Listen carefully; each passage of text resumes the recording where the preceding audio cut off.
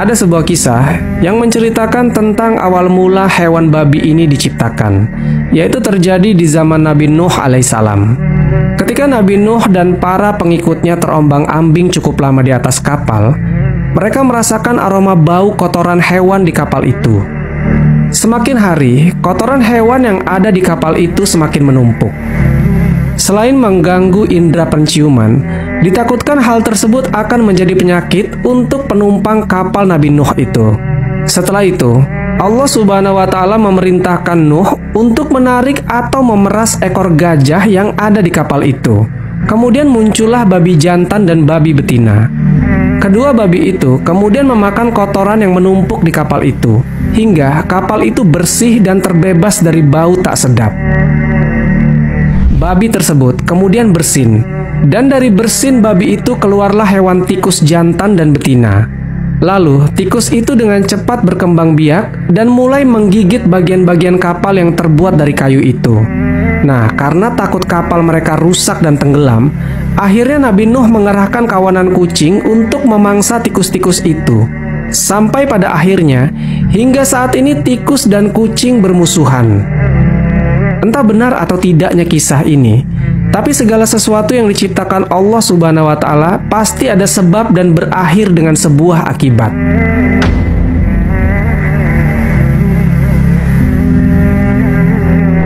Babi adalah hewan yang memiliki tingkat keharaman yang tinggi dalam Islam. Dalam beberapa ayat di Al-Quran, Allah menyebutkan hewan babi setelah bangkai dan darah. Artinya babi mempunyai kedudukan yang tidak main-main. Banyak dari kita umat muslim salah faham tentang haramnya babi. Kebanyakan dari mereka yang ditanya kenapa babi itu haram, karena babi itu mengandung cacing pita, sehingga tidak sehat jika dikonsumsi manusia. Tahukah teman-teman, bahwa jika alasannya hanya karena cacing pita, maka perlu teman-teman ketahui bahwa cacing pita sebenarnya tidak hanya ada dalam babi, tapi juga ada dalam sapi. Meskipun berbeda jenisnya, tapi keduanya sama-sama merusak kesehatan manusia. Jadi bukan itu intinya. Itu hanya satu dari sekian banyak alasan haramnya babi. Pernahkah teman-teman lihat bahwa sebenarnya babi jenis apapun tidak memiliki leher? Entah itu babi ternak ataupun babi hutan, semuanya tidak ada leher. Jadi badannya langsung nyambung dengan kepalanya. Dan ini sangat berbeda dengan hewan mamalia berkaki 4 yang lain, seperti sapi, kambing, ataupun kerbau. Semuanya punya leher kecuali babi. Hal ini membuat kita berpikir bahwa babi itu memang diciptakan bukan untuk dimakan oleh manusia. Karena jika kita ingin makan daging, maka hewannya harus disembelih di bagian leher. Sementara babi tidak ada lehernya. Dan jangan-jangan Allah Subhanahu wa Ta'ala sengaja hilangkan lehernya karena biar nggak dimakan manusia. Ini sebenarnya logika sederhana untuk mereka yang berakal. Para ilmuwan telah menemukan fakta bahwa babi adalah hewan dengan segala keburukan ada padanya. Setidaknya ada 3 keburukan babi yang bisa dikatakan bahwa binatang ini sebagai makhluk terburuk di bumi. Yang pertama, seperti yang telah kita ketahui, bahwa babi mengandung penyakit berbahaya bagi tubuh manusia. Cacing pita itu hanya sebagian kecil dari penyakit yang dibawa oleh babi. Cacing pita yang ada pada babi itu berbeda dengan cacing pita pada hewan yang lain. Cacing pita ini tidak akan mati meskipun dimasak pada suhu mendidih. Ini perkara yang serius. Sementara bakteri dan virus, biasanya jika dipanaskan dalam suhu tinggi pasti dia akan mati. Tapi, cacing pita ini mungkin adalah suatu kutukan nyata yang ada dalam babi. Bisa dibayangkan teman-teman, jika kita makan daging babi, belum mati saja tubuh kita akan dipenuhi cacing-cacing yang menjijikan. Selain itu, daging babi ini teman-teman, adalah daging yang tidak akan steril meskipun sudah dicuci bersih dengan cara apapun. Hal itu disebabkan karena kantong penyimpanan kencing babi ini sering bocor dan merembes bercampur dengan darah. Lalu darah itu mengalir ke seluruh tubuh babi. Jadi bagaimana bisa kita membersihkan kencing babi yang telah menyatu dengan darah? Yang kedua, babi adalah makhluk paling jorok dan paling rakus di muka bumi ini. Babi sangat suka tidur di atas kotoran yang dicampur dengan air kencingnya sendiri. Ini membuat tubuh babi bahkan tidak layak disentuh oleh manusia. Babi juga terbiasa makan makanan yang jorok seperti kotoran, sampah, dan cacing-cacing tanah. Dan bahkan, saking rakusnya babi ini, biasanya dia akan memakan kotorannya sendiri. Lalu jika masih tidak puas karena rakusnya, maka dia akan memuntahkan isi perutnya lalu dimakan lagi. Perkara yang terakhir yaitu yang ketiga, babi mempunyai sifat paling buruk di muka bumi. Jika kita melihat kambing atau ayam, maka untuk memperebutkan betina, kambing maupun ayam akan bertarung demi mendapatkan betina yang dia inginkan. Hal ini disebabkan binatang punya naluri untuk memiliki secara pribadi pasangannya.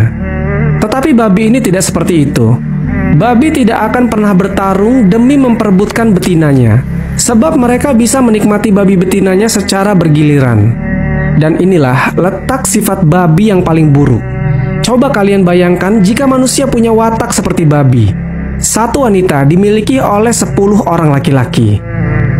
3 hal inilah yang berpeluang besar Allah Subhanahu wa Ta'ala mengharamkan babi bagi manusia. Allah Subhanahu wa Ta'ala tahu apa yang terbaik bagi hamba-hambanya. Namun terkadang manusialah yang tidak mau berpikir dan melampaui batas.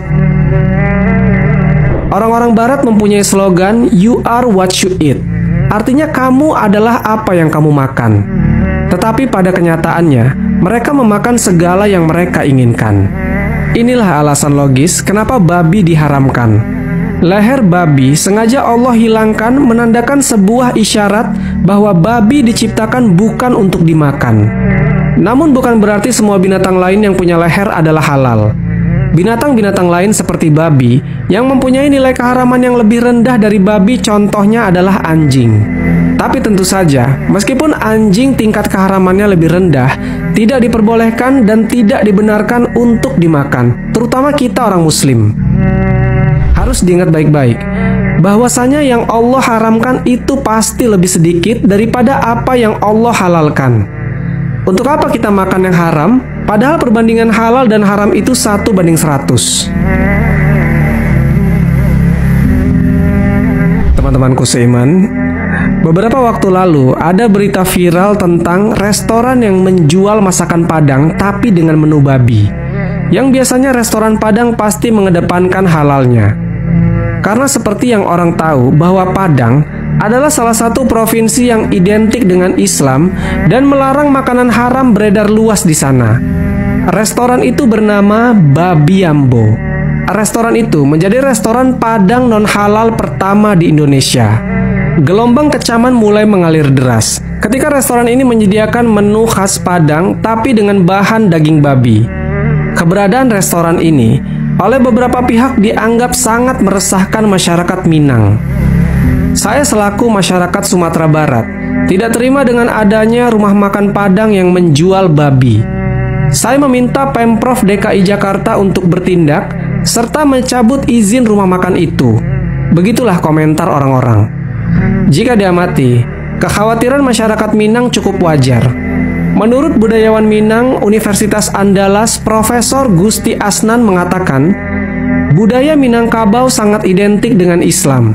Jadi, keberadaan nasi Padang yang tidak halal dianggap sebuah pelecehan.